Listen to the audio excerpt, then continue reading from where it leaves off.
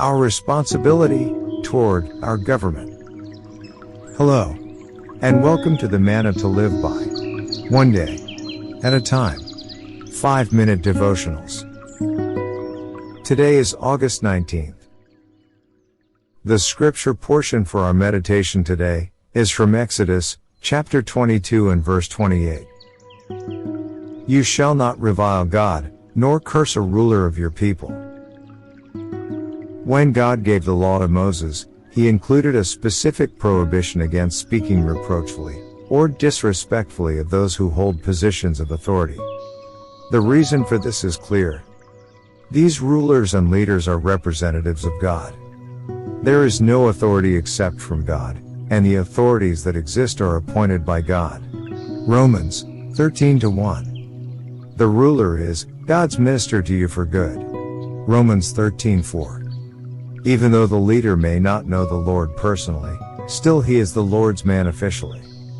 The link between God and human rulers is so close that he sometimes refers to them as gods. Thus in today's verse we read, "You shall not curse a ruler of your people," which may mean governmental authorities. And in Psalm 82:1 and 6, the Lord refers to judges as gods, which does not mean that they are deities, but simply that they are agents of God. In spite of King Saul's murderous attacks on David, the latter would not allow his men to harm the king in any way, because he was the Lord's anointed. 1 Samuel 24:6. When the Apostle Paul unknowingly reproached the high priest, he quickly repented and apologized, saying, "I did not know, brethren, that he was the high priest. For it is written, you shall not speak evil of a ruler of your people." Acts 23:5. Respect for authorities applies even in the spirit realm. This explains why Michael, the archangel, did not dare to bring a railing accusation against Satan, but simply said, "The Lord rebuke you," Jude 9. One of the marks of Latter-day apostates is that they despise governments and are not afraid to speak evil of dignitaries. 2 Peter 2:10. The lesson for us is clear.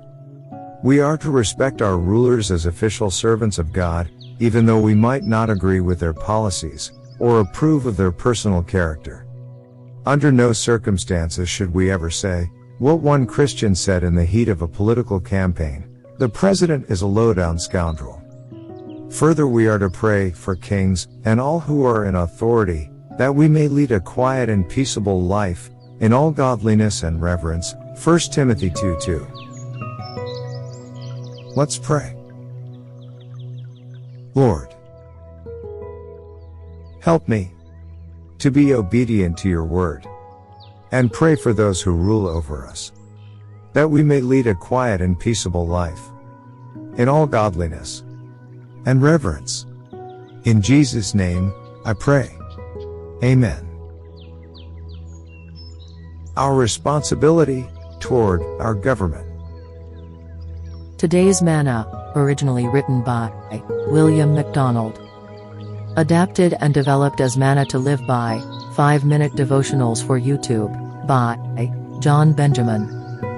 For previous days' Manna, please click the channel link given in the description box below.